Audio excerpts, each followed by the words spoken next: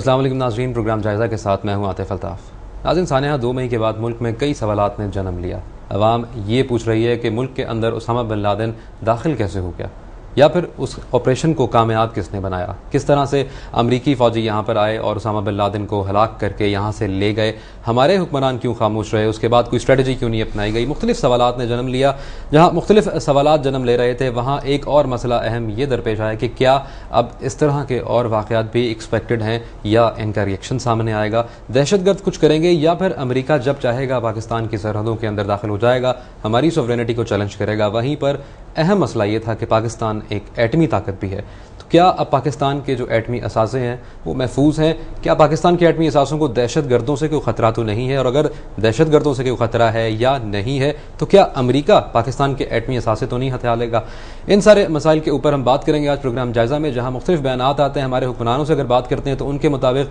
पाकिस्तान के एटमी असासे महफूज हाथों में है, बल्कि उनकी तरफ कोई मैली निगाह से देख भी नहीं सकता है। लेकिन वहीं पर हमारे सामने कुछ बयान आ रहे हैं मुख्तलिफ ममालिक से, जिसमें सबसे इंपॉर्टेंट बयान है ईरान के सदर अहमदीनजाद का, जिनका कहना है कि अमेरिका पाकिस्तान के एटमी असासों को तबाह करने के बारे में प्लानिंग कर रहा है। वहीं पर एक और बयान मेरे पास मौजूद है जो कि सूडान के नायब वजीर जलालुद्दीन साहब ने दिया है कि जो अमेरिका की नज़रें हैं वो पाकिस्तान के जौहरी असासों पर हैं और अमेरिका पाकिस्तान के जो एटमी असासे हैं उनको हथियाना चाहता है या तबाह करना चाहता है। हम बात करेंगे प्रोग्राम जायज़ा में इस सारी हैपनिंग के हवाले से। मेरे साथ मौजूद हैं इस वक्त साबिक वफाकी वजीर जनाब एजाजुल हक साहब। तो थैंक यू सो मच, आपने हमें ज्वाइन किया, कीमती टाइम दिया आपने। सर, आपकी राय के मुताबिक पाकिस्तान के जो एटमी असासे हैं, फर्स्ट ऑफ ऑल आप पर्सनली क्या समझते हैं, क्या वो महफूज हैं?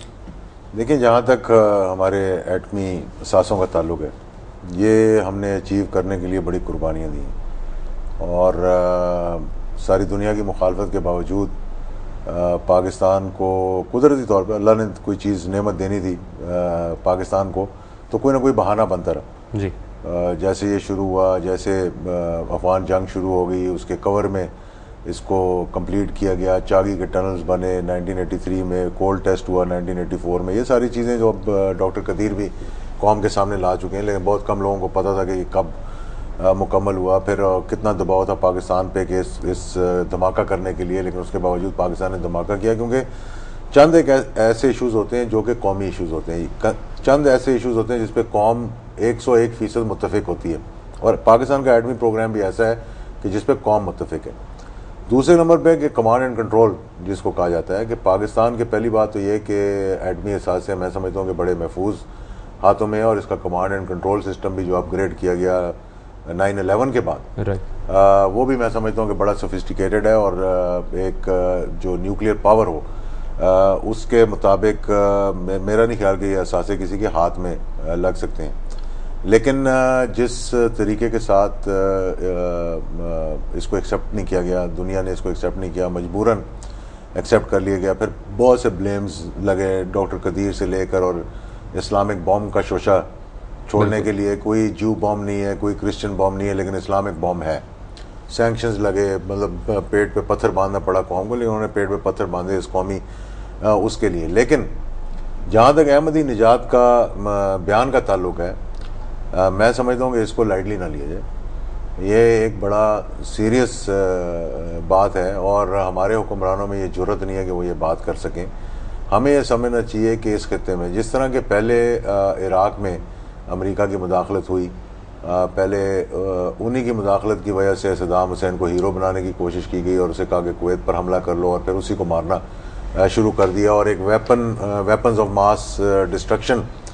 की एक बात सामने लाई गई जो प्रूफ हो गई कि वो नहीं है। देखिए, वहाँ तो ये कहा जा रहा था ना कि वो ये कोशिश कर रहे हैं, केमिकल वेपन है ये और वो। पाकिस्तान तो एक न्यूक्लियर मुल्क है, it is established, it has been accepted कि पाकिस्तान एक न्यूक्लियर मुल्क है। और ये सारी साजिश जो हो रही है, ये पाकिस्तान के अंदर जो आज दहशत गर्दी हो रही है, पाकिस्तान के अंदर जो बैरूनी मुदाखलत हो रही है, पाकिस्तान के अंदर जो केओस पैदा करने की कोशिश की जा रही है, पूरे एक मंसूबे के साथ की जा रही है। अफगानिस्तान के अंदर आना, उस जंग को पाकिस्तान के अंदर स्पिल ओवर करना, ये सबको मालूम था कि ये होगा। और अब उनका हदफ जो था, मैं समझता हूँ उस वक्त भी और आज भी ये है कि पाकिस्तान अपने न्यूक्लियर असासे, ये नहीं कि वो इसको मार के ले जाएंगे या इसको उठा के ले जाएंगे हमारे असासों को, क्योंकि वो इतने वाइडली स्प्रेड हैं कि कोई एक ऐसी जगह नहीं है कि जहाँ पर वो इस पर कोई हमला करके तो ये कह दिए न्यूक्लियर प्रोग्राम हमने खत्म कर दिया। ऐसा मेन जो इशू ये है कि इंपॉर्टेंस इस चीज़ की नहीं है कि कुछ मिलता है या नहीं मिलता है, इंपॉर्टेंस इस चीज़ की है कि हमला किया जा रहा है। अब अगर कोई चीज़ है या नहीं है, उसामा वहाँ था या नहीं था, कुछ था, एक खाली कंपाउंड था, दीवारें थी, ये एक बात की बात है, उसमें अंदर से मिलता क्या है। इशू ये है कि हमला हो जाता है, हमारे मुल्क में आके वो अटैक करके चले जाते हैं। इसी तरह अगर वो हमारे एटमी असासों पर भी अटैक कर लेते हैं, इस चीज़ के कतई नज़र कि हम कितने स्ट्रांग हैं, तो वहाँ पर यानी कि जो पॉइंट ऑफ थिंकिंग है वो ये है कि हमला हो जाता है, सोवरेनिटी चैलेंज फिर हो जाती है। देखें ये तो बिल्कुल उनकी कोशिश होगी। मैं नहीं समझता कि मौजूदा सूरत हाल में वो कोई ऐसा हमला करेंगे हम पर। मौजूदा सूरत हाल में उन्होंने जो कंसर्न पैदा करना था और उन्होंने ये कर दिया कि पाकिस्तान के एटमी असासे जो है महफूज हाथों में नहीं। उन्होंने ये करना था, उन्होंने कहा जी कि अगर आप ये कह रहे हैं वो जो कंसर्न पैदा करना था वो अमेरिका की तरफ से किया गया। बिल्कुल 100% इंटरनेशनल जितने भी मतलब ममालिक हैं, अमेरिका हो, उसके अलाइड्स हो, हिंदुस्तान हो, सारों की ये कोशिश रही है शुरू से कि इस बात को इस्टेब्लिश किया जाए, और इस बात को इस्टेब्लिश करने में किसी हद तक वो कामयाब हो गए। पर्टिकुलरली मेरान बेस के बाद जो ऊपर हमला हुआ है उसके बाद, और फिर उसामा बिन लादेन के बारे में मैं उसामा पे बात नहीं करता क्योंकि ये इशू नहीं है अभी आपका। मैं ये आपको बताना चाहता हूँ कि उनकी कोशिश ये रही है, और ये 1989 में भी, 1989 में जब मोहतरमा बेनज़ीर की हुकूमत थी उस वक्त भी बहुत प्रेशर था, और उन्होंने लॉबिंग की अमेरिका ने कि किसी न किसी तरह ये जो प्रोग्राम है इसको कैप कर दिया जाए। और बाद में मोहतरमा का अगर आप एक इंटरव्यू सुने जो CNN को उन्होंने दिया था, और उसका आज भी मौजूद होगा, तो उन्होंने कहा कि जब उनकी हुकूमत ख़त्म हुई तो उन्होंने कहा कि मैंने तो इसको ख़त्म करने की कोशिश की थी, लेकिन मैं स्विच ऑफ करने की, लेकिन फिर मालूम नहीं कि किसने ऑन कर दिया। उनका भी जो था वो सारा फोकस था वो ये कहने का कि जी ये मामला जो है फ़ौज कर रही है, ठीक है, ये हमारा क्योंकि स्ट्रेटेजिक मामला है, डिफेंस का मामला है, तो फ़ौज इसके अंदर मामला कर रही थी। फिर गुलाम इसाक साहब में मुझे मालूम है कि जब वो प्रेसिडेंट थे पाकिस्तान के, तो बथैली में जिस वक्त पाकिस्तान आए थे तो उन्होंने बड़ी बात की, लेकिन ये उनकी जुर्रत थी गुलाम इसाक खान की कि उन्होंने कहा आकर कि हमें मालूम है कि तुम्हारे पास क्या है, ये अभी धमाका नहीं हुआ था कि I can see a duck in your backyard, I can see her walk and I can see her quack. तो उन्होंने कहा you may be able to see her walk और see her quack, but let me tell you we don't have a nuclear capability. मतलब उन्होंने मतलब दो टोक अल्फाज में उनको कहा, और वो मीटिंग बड़े आज की तरह नहीं है कि एक अमरीकी एहलकार आए तो हमारी पूरी हायरार्की जो है सामने बैठ जाती है। वो मीटिंग बड़े एक गलत अंदाज में ख़त्म हुई थी, और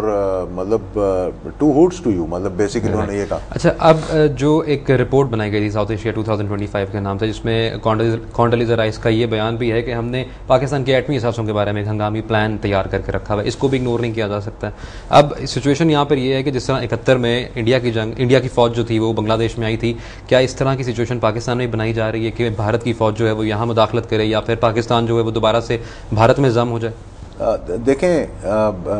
बेसिकली मेरा नहीं ख्याल कि पाकिस्तान को भारत में जम करने की कोशिश होगी, क्योंकि फिर वो भी नहीं चाहते कि एक जायंट बनेगा। लेकिन ये कोशिश ज़रूर है अमेरिका की कि इस खित्ते में एक हेजेमनी जो है ना वो भारत की हो, यानी बेसिकली उसको चीन के ख़िलाफ़ वो एक सुपर पावर या मिनी सुपर पावर के तौर पर देना चाहते हैं कि बाकी ये मुल्क जो हैं, पाकिस्तान भी बांग्लादेश, भूटान और श्रीलंका और इनकी तरह एक सैटेलाइट के तौर पर वो इस्तेमाल कर सकें उसे। जहाँ तक हालात उन्होंने पैदा करने से, देखें 2-3 चीज़ें थी। एक, उन्होंने ये जब जंग शुरू की और इसको स्पिल ओवर हुई ये पाकिस्तान के अंदर, तो हम तैयार नहीं थे इसको तस्लीम करने के लिए, और मेरे ख्याल में एक स्टेज तक 2006 में फ़ौज भी ये समझ गई थी कि ये हमारी जंग नहीं है और हमें अपने आप को इससे निकालना चाहिए, निगोशिएट करके, सेटलमेंट करके। अमेरिका को ये पसंद नहीं आया, उन्होंने फिर मिसाइल हमले शुरू किए, उसमें नेक मोहम्मद को मार दिया, उसके बाद ड्रोन हमले शुरू कर दिए उन्होंने, और हमारी सोवरेनिटी को पमाल करना शुरू कर दिया। टेस्ट कर रहे थे वो, देखें कौमों को टेस्ट किया जाता है, ईरान को भी टेस्ट किया अमेरिका ने, ईरान खड़ा हो गया, वो भाग गए। सोमालिया को टेस्ट किया, एक छोटा सा मुल्क था, सोमालिया में उनके 9-10 बंदे जो थे वो मारे गए, और वो सोमालिया से अपना बिस्तरा बोरिया लपेट के चले गए। हमें भी वो टेस्ट कर रहे थे कि भाई कहाँ तक ये जाएंगे, कहाँ तक रेजिस्ट करेंगे। तो हम तो जितना वो हमेट टेस्ट कर रहे हैं हम उतना लेटते जा रहे हैं, बजाय एक कौम की हैसियत से खड़े होने के। तो एट द एंड इसका रिजल्ट तो यही निकलेगा कि मैं आपको बता दूं ना, एट द एंड वो चाहते क्या है। एट द एंड वो ये नहीं चाहते कि इस स्टेज पर के अफगानिस्तान से वो इनखला चाह रहे हैं कि इस स्टेज पे इस किस्म का क्योस पैदा कर दिया जाए कि हमारे न्यूक्लियर असासों पर अटैक कर दिया जाए। उन्होंने हमें इस स्टेज पे लाने की कोशिश करनी है कि हम किसी न किसी तरह से एक इंडिपेंडेंट अदारे को अपने न्यूक्लियर प्रोग्राम के ऊपर बिठा दें लागू, चाहे वो अक़वाम मुत्तहिदा के तहत हो, चाहे वो नेटो के तहत हो, चाहे वो किसी, ये उनकी ख्वाहिश है। वो पेनिट्रेट करना चाहते हैं, वो देखना चाहते हैं कि पाकिस्तान में क्या कैपेबिलिटी है, क्या कैपेसिटी है और ये कितना आपको रजिस्ट करेंगे। तो मैं जो आपको बता रहा था कि इस पूरी जंग में फिर उन्होंने देखा कि जब तक हमारी फौज कमज़ोर नहीं होगी, जब तक हमारी ISI कमज़ोर नहीं होगी, जो दुनिया की 10 बड़ी एजेंसियों में थी, तो जब तक इस मुल्क को के साथ वो जो हम करना चाहते हैं वो हम नहीं कर सकते। और ये पूरे एक प्लान के तहत हुआ। जो ओसामा बिन लादेन की स्टोरी घड़ी गई कि वहाँ पे मौजूद थे, 5 साल से वहाँ पे रह रहे थे, इतने बेवकूफ़ थे, इतना बेवकूफ़ था अलकायदा का लीडर जी, जो एक कहते हैं कि डर्टी बॉम्ब उसके हाथ में लग सकता था, जिसने 9/11 बैठ कर कहीं पे करवा दिया, जो कि पूरी दुनिया को तबाह कर सकता है, जो कि अमेरिका को तबाह कर सकता है। और वो एक कंपाउंड के अंदर 5 साल से बैठा हुआ था, किसी को ना भागने का रास्ता बनाया हुआ था, ना मुहाफिज कोई था उनका वहाँ पे, यानी ना कोई क्लैशनकोव, यानी ये अगर आप जिस तरह भी कह रहे हैं ये प्री प्लान थिंग थी और लोग भी यही सोच रहे हैं, तो फिर एट द एंड इसकी प्लानिंग का कोई एंड रिजल्ट भी है, और क्या वो रिजल्ट हमारे एटमी असासे ही है? एंड रिजल्ट तो यही है। मतलब मैं ये नहीं कहता कि उनको तबाह करेंगे, मैं ये कहता हूँ उनको कंट्रोल करना चाहते हैं वो। मैं ये उनकी ख्वाहिश है कि इसको हम कंट्रोल कर लें, और ताकि इस खित्ते में देखें हम आज क्यों ये साबित नहीं कर सक रहे कि हमारे अंदरूनी मामलात में गैर मुल्की एजेंसियों की जो है वो मुदाखलत है। चाहे वो 7,000 वीज़े CIA के अमेरिकन को दिए गए, उसमें चाहे मुसाद के लोग आए, अमेरिकन पासपोर्ट पे कोई भी ट्रैवल करे। एक आदमी जो अपना पासपोर्ट पाकिस्तान में छोड़कर भाग सकता है, रेमंड डेविस, बगैर पासपोर्ट के, तो अमेरिकन पासपोर्टों पे यहाँ कौन नहीं आ सकता मुल्क के अंदर। मैं चाहूँगा हम मज़ीद बात करें अहमदी नजात के बयान के हवाले से। वक्त हो रहा है एक वक्फे का। एजाज साहब, नाज़रीन हमारे साथ रहिएगा, वक्फे से वापस आएंगे और हम बात करेंगे अहमदी नजात के बयान के ऊपर तफसीली तौर पर। Stay with us.